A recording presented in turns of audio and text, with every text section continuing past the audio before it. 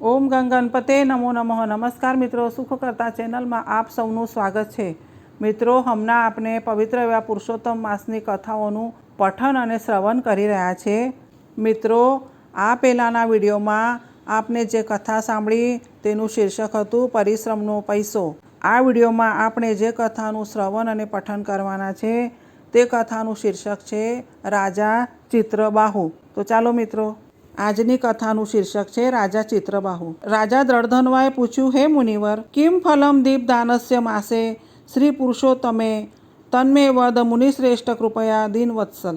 અર્થ થાય છે, શ્રી પુરુષોત્તમ માસમાં દીપકનું દાન કરવાથી તેની ફળ પ્રાપ્તિ શી હોય છે? મુનિવરે કહ્યું, સૌભાગ્યનગરે રાજા ચિત્ર બાહુ રીતિ શ્રમ સત્યસંગો મહાપ્રાજ્ઞ શ્વાસી છુરંતર પર સહિષ્ણુ સર્વધર્મજ્ઞ શીલરૂપ દયાંતિ બ્રહ્મણ્યો ભગવત ભક્ત કથા શ્રવણ તત્પર. અર્થ, સૌભાગ્યનગરમાં ચિત્રબાહુ નામનો સત્ય પ્રતિજ્ઞાવાળો બુદ્ધિશાળી સહનશીલ સર્વધર્મનો જાણનારો પ્રભુ ભક્તિમાં અને કથા શ્રવણમાં લીન રહેનારને બ્રાહ્મણો તરફ સદભાવ દાખવનારો વીર રાજા રાજ્ય કરતો હતો. એની પત્ની ચંદ્રકલા પણ ભક્તિભાવમાં તન્મય રહેનારીને પતિવ્રતા હતી. શ્રી કૃષ્ણચંદ્રનો જ પૂજક હતો. એક દિવસે આ રાજાને ત્યાં અગસ્ત્ય મુનિ આવી ચઢ્યા.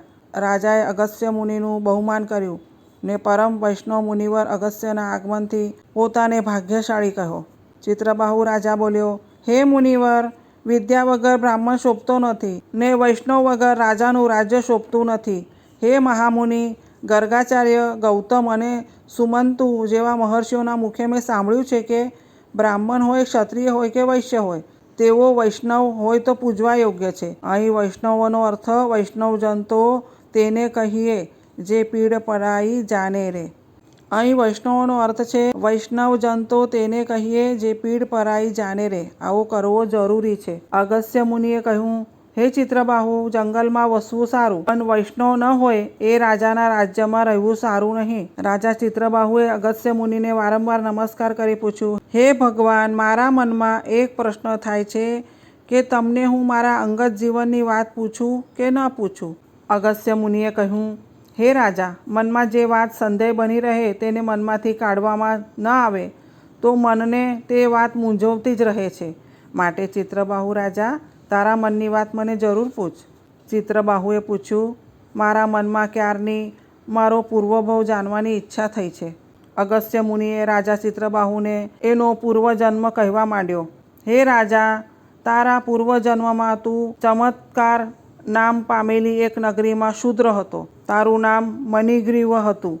તારા પરિચયમાં આવતી દેખાવડી નારીને ફસાવતો, એને ઊંધે રસ્તે ઉતારતો. જે સ્ત્રી સીધી રીતે તારી વાસના સંતોષવા તૈયાર થતી ન હતી તે સ્ત્રીને બળાત્કારે તું તારી કામ વાસનાનું સાધન બનાવતો. તારો સ્વાર્થ સરી ગયા પછી તું તારે ભોગ બનેલી સ્ત્રીને ત્યજી દેતો. તું સીધા સાધા તારા જ વર્ગના શૂદ્રોને દમદાટી આપી પૈસા કઢાવતો. ફસાઈ જવાના, લૂંટાઈ જવાના ને મરી જવાના ભયથી તારા સગા સંબંધીઓ પણ તને 9 ગજના નમસ્કાર કરી દૂર ભાગતા હતા. સજ્જન અને સન્નારીઓ તારી સાથે વાતચીત કરતા પણ ડરતા હતા. તારા પાપાચારના કારણે જ્યારે બધા તારાથી ડરવા લાગ્યા ત્યારે તારી પત્ની સિવાય બીજું કોઈ તને સાથ આપતું ન હતું. નગરીમાં જે ઘરમાં તું રહેતો હતો તે ઘર પણ તારા પાપે તૂટી પડ્યું. તને ગામમાં કોઈએ રહેવા ઘર સુદ્ધા ન આપ્યું, કેમ કે તને ઘર રહેવા પૂરતું પણ કોઈ આપશે તો તું તે ઘર પચાવી પાડવાની કોશિશ કરીશ, એવો બધાને ડર સતાવતો હતો. જ્યારે બધાથી તું અળખામનો બન્યો ત્યારે કંટાળી તું ચમત્કાર નગરીની બહાર જંગલમાં રહેવા લાગ્યો. તારી પત્નીએ તો તારી સાથે રહ્યા વિને છૂટકો જ નહોતો. જંગલમાં તારા વાસ પાસે ઉગ્રદેવ નામનો મહામુનિ આવી ચડ્યો. તે રસ્તો ભૂલ્યો હતો. બપોરનો માથું ફાડી નાખે એવો તડકો એનાથી સહન થતો ન હતો. એને તરસ પણ ખૂબ લાગી હતી. પુષ્કળ તડકો, થાક, તરસ વગેરેના હુમલાથી મહામુનિ ઉગ્રદેવ ભાન ખોઈ એક ઝાડ નીચે પટકાઈ પડ્યો. એ સમયે ક્ષુદ્ર મણિગ્રીવ અચાનક ત્યાં આવી ચડ્યો. તે શિકારની શોધમાં જવા નીકળ્યો હતો. બેભાન હાલતમાં મુનિને જોઈ તેને તેમની દયા ઉપજી. ક્ષુદ્ર મણિગ્રીવે મુનિને સેવા સારવાર આપી શુદ્ધિમાં આન્યા. મુનિદેવે જ્યારે એમ જાણ્યું કે મણિગ્રીવે તેની સારવાર કરી તેને ભાનમાં લાવવા પ્રયત્ન કર્યો છે ત્યારે તેમને પ્રસન્ન થઈ મણિગ્રીવને પોતાની સાથે લઈ સરોવરમાં ઉતરી સ્નાન કરી પરમાત્માનું પૂજન કરી વડના ઝાડ નીચે વિશ્રાંતિ લેવા માંડી. શૂદ્ર મણિગ્રીવના સૂચનથી તેની પત્નીએ મહામુનિ ઉગ્રદેવની સામે ફળ લાવીને મૂક્યા. ઉગ્રદેવે કહ્યું, અજાણ્યા માણસોને ખાવા પીવાની શાસ્ત્રએ આજ્ઞા આપી નથી. તમે અજાણ્યા મટી જાણીતા થયા પછી હું તમારે ત્યાં ભોજન અને ફળાહાર બેમાંથી કોઈ પણ એકનો સ્વીકાર કરીશ. મહામુનિ ઉગ્રદેવે પોતાના મોં પર, અરે આ શુદ્રે સ્પર્શેલા ફળો ખવાય ખરા? આવો કોઈ પણ પ્રશ્ન મનમાં ના લાવતા આનંદિત મુખે પોતાની પાસે પડેલા ફળોનો આહાર કર્યો. ઉગ્રદેવે પૂછ્યું, પીડિતની, મૂર્છિતની અને સાવ અજાણ્યાની સેવા કરનાર માણસોને શુદ્ર મનાય ખરા? વિશેષમાં મુનિ ઉગ્રદેવે પૂછ્યું, તે મારી જે સેવા ચાકરી કરી તેના બદલામાં તારે શું જોઈએ છે? શૂદ્ર મણિગ્રીવે કહ્યું, હે મહાપુરુષ, કંગાલને શ્રીમંતાઈ જોઈતી હોય છે. મારે પણ નિર્ધનતાના ભયાનક કષ્ટોથી છૂટી શ્રીમંતાઈના સુખ જોઈએ છે. શ્રીમંતાઈ મેળવવા માટે માણસે વ્રત, વિધિ, તપ, નિયમ ઇત્યાદિ સાધવું પડે છે. એ બધું હું સાધીશ. શૂદ્ર મણિગ્રીવે જપ, તપ સાધવાની ઉત્સુકતા દેખાડી. થોડા દિવસો પછી પુરુષોત્તમ માસ આવતો હતો. મહામુનિ ઉગ્રદેવે કંગાલ શૂદ્રને ધનવાન થવાનો પવિત્ર ઉપાય દેખાડ્યો. હે શૂદ્ર, ચાલુ મહિનો પૂરો થયા પછી જે નવો મહિનો બેસે છે તે મહિનાનું નામ તું જાણે છે? ઉગ્રદેવે પૂછ્યું. શૂદ્ર મણિગ્રીવ બોલ્યો, એમ કાંઈ હું અભન થોડો છું?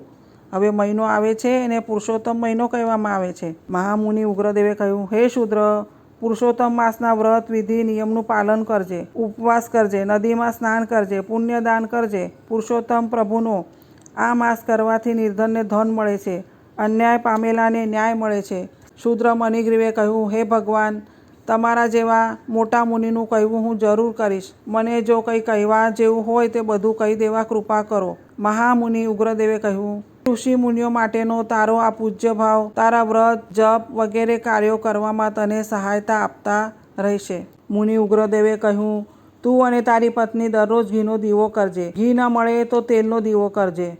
જંગલમાં બીજા તેલ મળવા મુશ્કેલ હોય છે.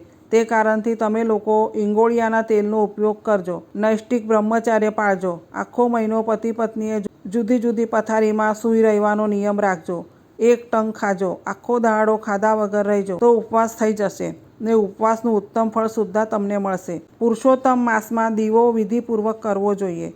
8 પ્રહર એટલે કે 24 કલાક દીવો સાથે જ રહેવો જોઈએ. આ પવિત્ર માસમાં દીવો કરવાથી દીવો પૈસો લાવનારો, પૈસો વધારનારો, જો પૈસો હોય તો પૈસા દ્વારા પરમાર્થ કરાવનારો અને બધી રીતે કલ્યાણ કરનારો બને છે. વેદના સતત અભ્યાસમાં, ગયાજી જઈ કરવામાં આવેલા શ્રાદ્ધમાં, તીર્થાટનમાં પુણ્ય ભરેલું જ છે. પણ પુરુષોત્તમ માસમાં દીવાનું મહત્ત્વ આ બધા પુણ્યોથી 16 ગણું અધિક છે. પુરુષોત્તમ માસનું વ્રત બહુ જ લાભદાયી છે. પુરુષોત્તમ માસમાં દીવાનું દાન જીવતરને તેજસ્વી બનાવનારું છે. ઠોઠ વિદ્યાર્થી હોશિયાર બને છે. શિક્ષકની શીખવવાની આવડત વધે છે. વિધવા પોતાના વૈધવ્યને ખૂબ જ ઉજ્જવળ કરવાની શક્તિ મેળવે છે. રોગીના બધા રોગ મટે છે. સૌભાગ્યવતી સ્ત્રીઓનું સૌભાગ્ય અખંડ બને છે. વાંજ્યાને પુત્ર પ્રાપ્ત થાય છે. ધન અને યશ વધે છે. પુરુષોત્તમ માસનો ને એ માસમાં દીવો કરવાનો તથા દીવાદાનનો મહિમા સમજાવી આશીર્વચનો ઉચ્ચારી પ્રયાગરાજની યાત્રાએ મુનિ ઉપડી ગયા. અગસ્ત્ય મુનિએ રાજા ચિત્રબાહુના પૂર્વજન્મની કથા આટલે સુધી કહી. થોડી વાર વિશ્રાંતિ લઈ કહેવા લાગ્યા, હે રાજા, જેના મનમાં મહામુનિ ઉગ્રદેવે પ્રકાશ પ્રગટ કર્યો ને જેને હિંસક મટાડી અહિંસક બનાવ્યો, જેને દુર્જન મટાડી સજ્જન બનાવ્યો, તે જ તું શૂદ્ર મણિગ્રીવ આ જન્મમાં રાજા ચિત્રબાહુ છે. ને મણિગ્રીવની પતિવ્રતા નારી સુંદર હતી, તે જ આ જન્મે તારી રાણી ચંદ્રકલા છે. રાજા ચિત્રબાહુ તથા રાણી ચંદ્રકલાને એક પરમ સત્યની ખાતરી થઈ કે માણસો નીચલા થરમાંથી તેમના સત્કાર્યો અને પુણ્યના બળથી ઉપલા થરમાં જઈ શકે છે ને ઉપલા થરના માણસો તેમના દુષ્કર્મો, પાપાચારના બળથી નીચલા થરમાં જઈ શકે છે. પુરુષોત્તમ માસ દર 3 વર્ષે આવે છે. તે પાપની ગર્તામાં ડૂબેલાઓને જો તેમના પુણ્ય હોય તો તેમને પુણ્યોના પર્વત શિખરે લઈ જાય છે. જય હો પુરુષોત્તમ માસનો, જય હો, જય હો. તો મિત્રો, આ વિડીયોમાં આપણે પુરુષોત્તમ માસની કથાઓમાં આવેલી કથા રાજા ચિત્રબાહુનું શ્રવણ અને પઠન કર્યું. હવે પછીના વિડીયોમાં આપણે મુગ્ધા દેરાણી નામની કથાનું શ્રવણ અને પઠન કરીશું. આપ સૌને અમારો વિડીયો પસંદ આવ્યો હોય તો પ્લીઝ લાઇક, શેર અને સબસ્ક્રાઈબ જરૂર કરજો. અને હા કમેન્ટ કરવાનું ભૂલશો નહીં. પુરુષોત્તમાય નમઃ.